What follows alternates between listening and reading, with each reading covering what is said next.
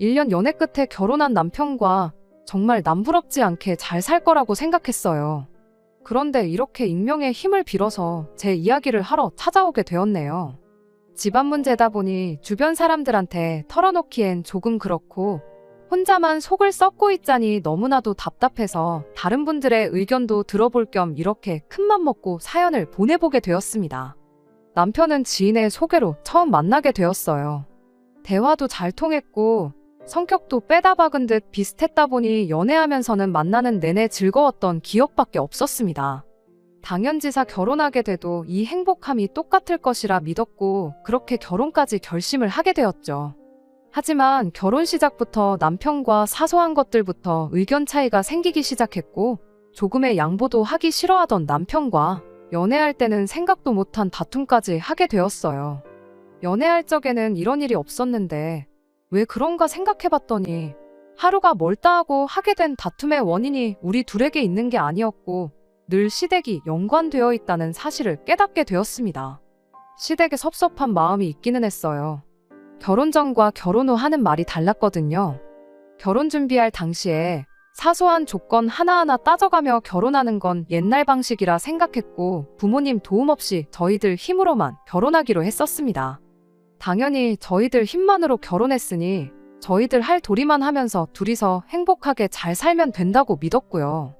그런데 결혼하고 나니 그제서야 시댁에서 결혼 전에 시부모님이 노후 준비가 다 되어 있다는 사실이 말장난이었다는 걸 알게 되었습니다.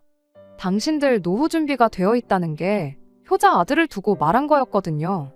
즉 남편한테 노후 자금을 어느 정도 지원받겠다는 거였어요.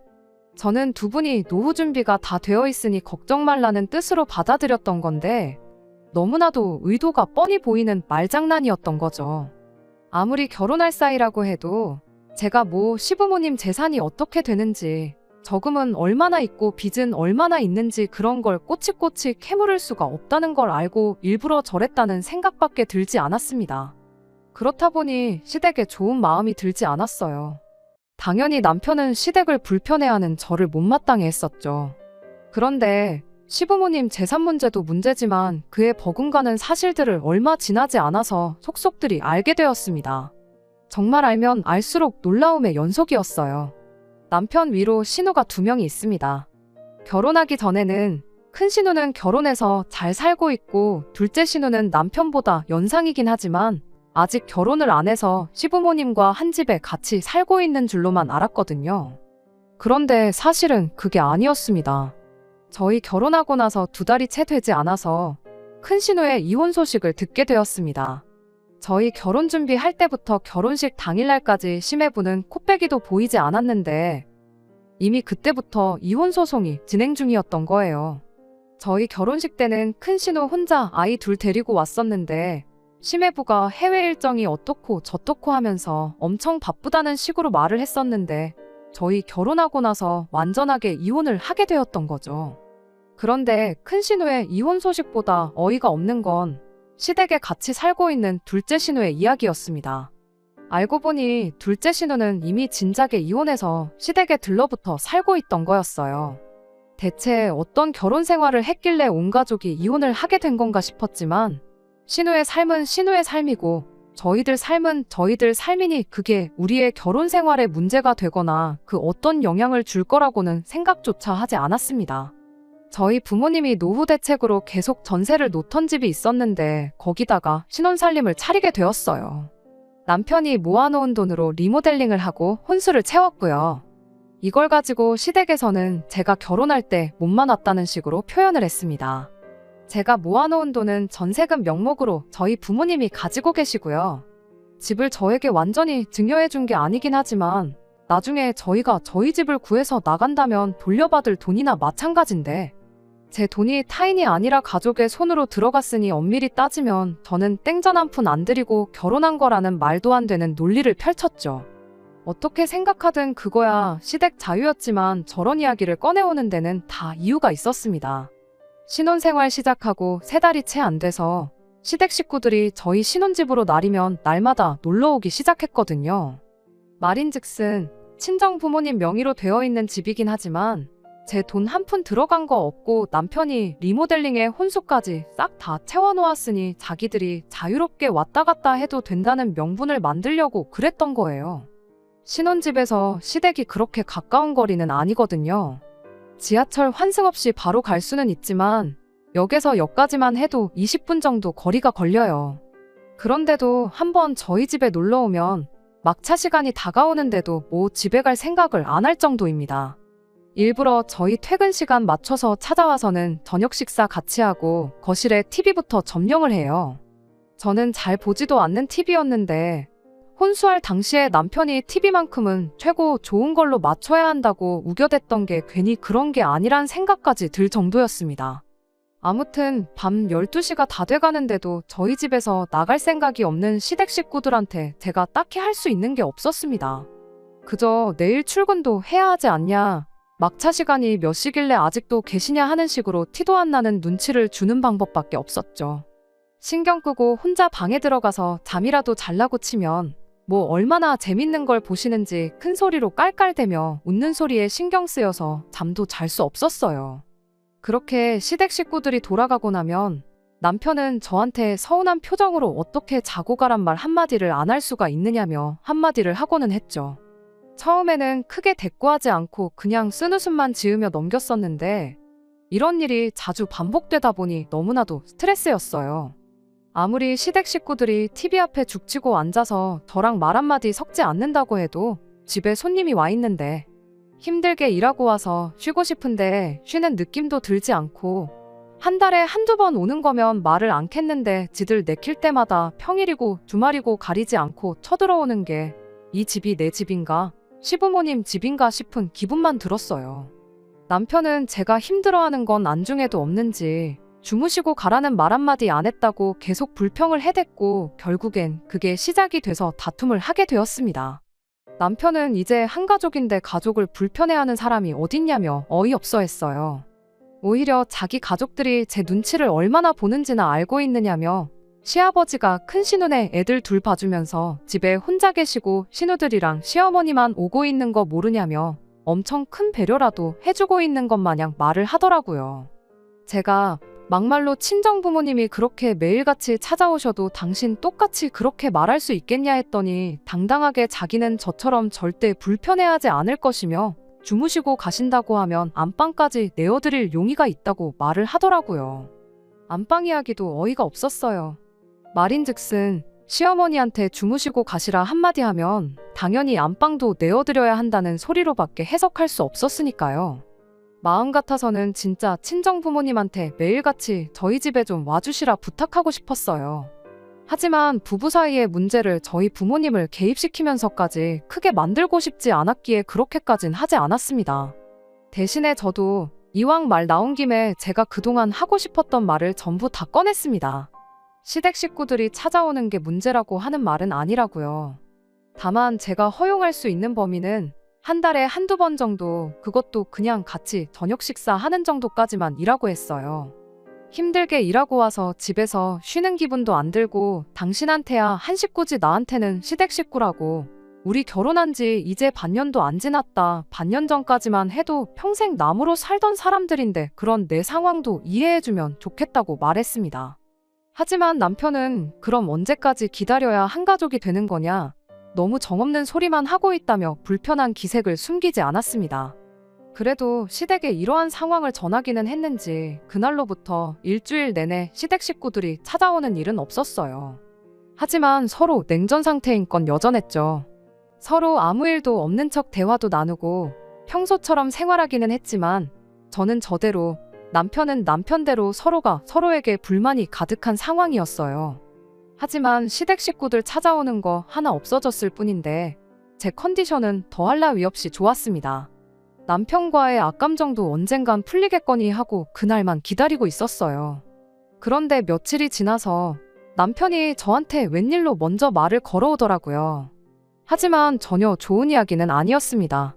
자기가 곰곰이 생각해봤는데 겨우 한 달에 한두 번 저녁 식사만 하고 가시라고 하는 건 너무 정이 없는 것 같다고 말을 꺼내더니 평일에 퇴근해서 지친 몸 쉬는 게 쉬는 것 같지가 않은 게 문제인 거면 주말 이틀 동안 와 계시는 건 아무런 문제가 없는 거 아니냐는 어이없는 이야기를 꺼내더라고요.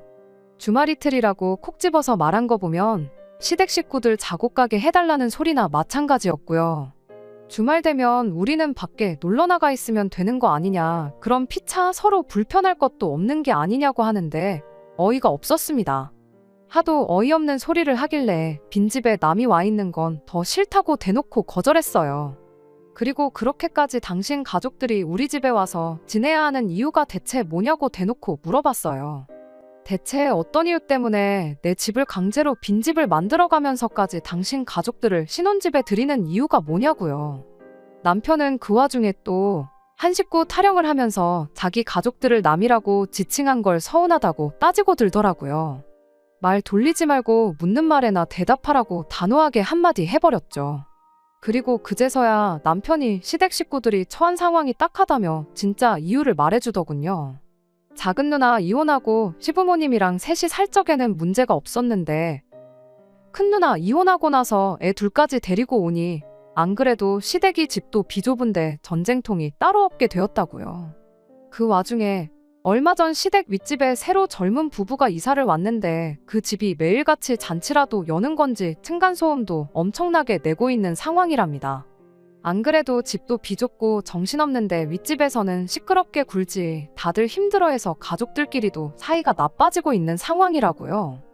12평 빌라에 5식구 사는 것만 해도 말이 안 되지 않냐. 그에 비해 우리 집은 둘이서 사는데 32평이지 않느냐. 놀리고 있는 공간도 많은데 가족들 힘들게 고생하는 걸 두고 보느니 그냥 우리 집에서 시간이나 보내고 가라고 하면 서로 좋은 거 아니냐고. 뻔뻔하게도 제가 전에 했던 말을 그대로 인용해서 장인 장모님이 똑같은 일로 고생을 하고 있다고 하면 너는 그 불편한 삶을 감수하라고 말할 수 있느냐고 하면서 따지고 들면서 저보고 너라면 어떻게 하겠냐고 더 좋은 방법이 있으면 말해보라고 하는 겁니다. 그러니까 지금 자기 가족들이 불편한 건 싫으니 나보고 불편함을 감내하라고 하는 소리냐고 따져 물었어요. 층간소음이야 경찰을 부르던 해서 이웃끼리 해결하면 될 일이고 식구가 갑자기 늘어서 집이 비좁아졌으면 큰 신우랑 신우가 나가 살면 되는 거 아니겠냐고 했죠. 애도 아니고 다 큰 어른인데 이혼했다고 부모님하고 꼭 같이 살아야 하는 건 아니지 않냐고요. 결혼했을 때 전업주부로 살았다고 해서 이혼하고도 전업주부로 살아야 되는 건 아니지 않느냐고. 어차피 먹고 살려면 돈이 필요할 텐데 이참에 신우들도 직장 좀 구해서 사랑구실 하게 만들면 되는 거 아니냐고 했더니 남편은 트집 잡을 게 없었는지 지 누나들 사랑구실 못하고 있다는 말을 트집 잡으며 누나들이 이혼당했다고 무시하는 거냐 성질을 부리네요. 그래서 저도 특단의 조치를 내렸어요. 고작 그런 이유로 당신 가족들이 우리 집에서 시간을 보내고 잠만 집에 가서 자게 하는 거라면 더더욱이 그렇게 하게 해줄 이유가 없는 것 같다고요. 한 달에 2번도 이젠 싫다고. 앞으로 시댁 식구들이 우리 집 와서 시간을 보내거나 한다면 당장 이 집은 부모님께 반납하겠다고요.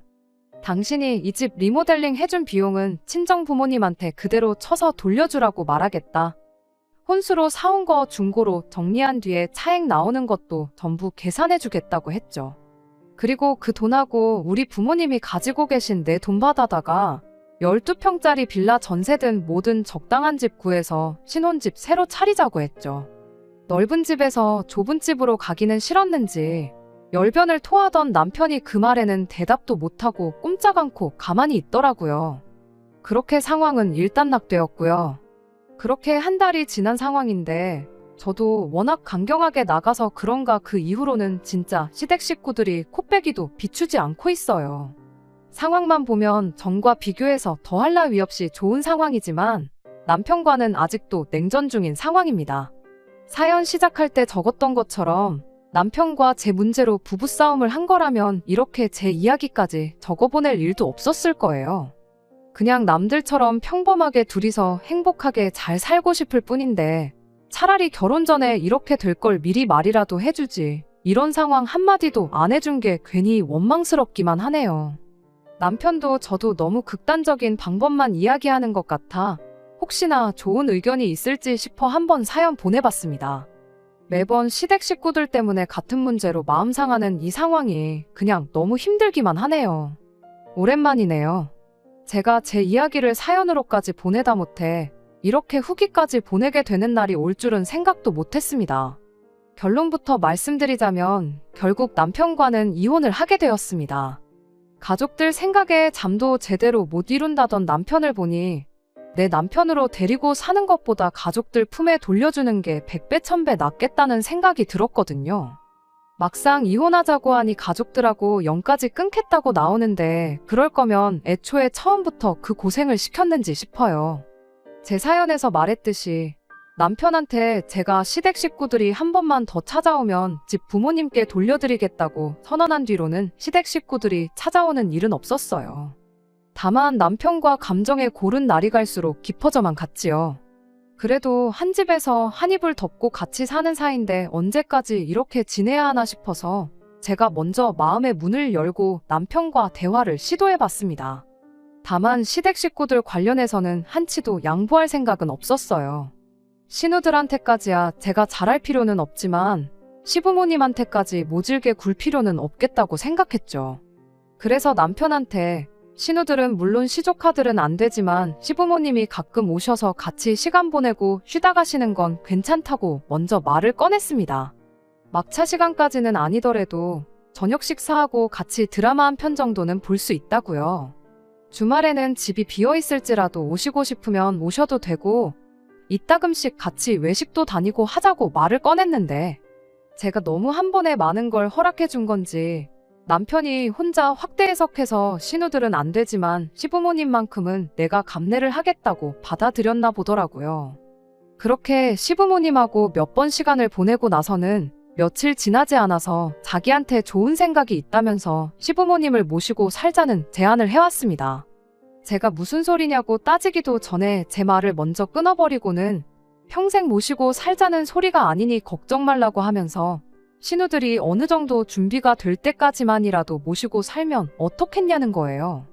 준비는 무슨 준비냐고 물어봤더니 둘이 직장도 구하고 독립해서 나가 살 만큼 돈을 모으고 나서라고 하는데 뭐 독립한다는 게 고시원 같은데 방구해서 들어간다는 건 아닐 테고 전세든 월세든 보증금이 필요하게 될 테니 그 돈 모을 때까지만 시부모님을 모시고 살자고 하길래 가당치도 않은 소리 말라고 했죠. 그랬더니 그럼 이건 어떠냐면서 우리는 두 식구가 너무 넓은 집에 살아서 문제고 시댁은 5 식구가 너무 비좁은데 살아서 비롯된 문제가 아니겠냐면서 서로 집을 바꿔 살면 안 되겠냐고 하는 겁니다. 고작 한다는 소리가 시부모님 모시기 싫으면 집을 바꿔서 살자고 하니 어이가 없었어요. 일단 집이 넓어지면 신우들도 그렇고 시부모님도 불편할 게 없어질 테니 우리 집에 찾아오는 일도 없어질 것 아니겠냐고 자기도 갑자기 생각난 건데 이거야말로 모두가 행복해지는 시나리오 아니겠냐고 혼자서 좋아하더라고요. 남편이 말하는 모두가 행복해지는 시나리오에는 제가 들어가 있지 않다는 게 문제라면 문제였죠. 그리고 그 사실을 깨닫게 되니 제가 아둥바둥 남편을 회유해가며 스트레스 받을 이유가 하등 없다는 사실도 같이 깨닫게 되었어요. 애초에 가족들을 놓지 못하는 사람인데 이걸 거절한다고 해도 다음번엔 또 어떤 신박한 이유를 가져다 대면서 가족들을 위해 내 인생을 희생하라고 하겠구나 하는 생각밖에 안 들었어요. 그래서 이혼 이야기를 꺼냈습니다. 남편이 정색을 하더니 장난하지 말라고 하길래 진심으로 하는 소리니까 잘 생각해 보라고 했어요. 나는 당신 가족들을 위해 내 삶을 희생할 생각이 추호도 없는데 당신은 며느리라면 당연히 이 정도 희생은 감수하는 거라 생각하고 있지 않냐고. 그럴 바에 빨리 헤어지고 각자 제 갈 길 가는 것보다 좋은 방법이 없겠다고 한마디 했습니다. 당장 그날에는 남편이 너가 그런 사람인 줄 몰랐다며 실망이라고 오히려 화를 내왔어요. 시간이 지나면 이혼하자는 말을 제가 철회라도 할 줄 알았나 봐요. 저는 시간이 나는 대로 곧장 서류부터 준비해왔어요. 서류를 건네주니 남편이 그제서야 제가 진심인 걸 눈치챈 건지 곰곰이 생각해보니 자기가 잘못했던 것 같다며 시댁 식구들 앞으로 절대 신경 쓰지 않고 살 테니 이혼만큼은 하지 말자고 비굴하게 나오더라고요. 나중에 가서는 아예 시댁 식구들을 안 보고 살겠다는 소리를 하더라고요. 퍽이나 차라리 걔가 똥을 끊지. 내가 볼 때 그건 불가능한 것 같으니까 더 시간 끌지 말고 깔끔하게 정리하자고 했습니다. 둘만 잘 살면 된다고 시작한 결혼 생활이었는데 애초에 처음부터 남편은 가족들에 대한 일도 속이고 저까지 자기 가족들을 챙기게 만들려고 결혼했던 건가 싶어요. 가능하다면 사기죄로 남편을 고소하고 싶었지만 상담해보니 의도만 가지고는 처벌이 안 된다고 하더라고요. 대신 귀책 사유 따지고 보면 위자료 소송은 할 수 있을 것 같다는 답변을 들었는데 결혼기간 얼마 되지도 않는 거 위자료 청구해봐야 얼마 되지도 않겠다 싶어서 깔끔하게 합의 이혼했습니다. 합의 이혼 해주면 전에 말했던 것처럼 리모델링 하는데 들어간 돈도 그대로 돌려주고 혼수장만 하는데 들어간 돈도 제대로 계산해서 돌려주겠다고 했더니 복잡하고 머리 아프게 소송까지는 갈 필요는 없었어요. 얼마 전에 완전히 이혼 마무리 짓고 이렇게 후기를 보내게 되었네요. 웃긴 건 그렇게 가족들 챙기지 못해 안달이었던 남편을 시댁 식구들 그 누구도 챙겨주지 않는다는 거였어요. 12평 빌라에 5식구가 살고 있는데 거기에 남편까지 받아줄 여력은 없었나 봐요. 그나마 남편 회사의 독신자들을 위한 기숙사 같은 게 있어서 그 집에 회사 동료랑 룸메이트 형식으로 같이 살기로 했나 봐요.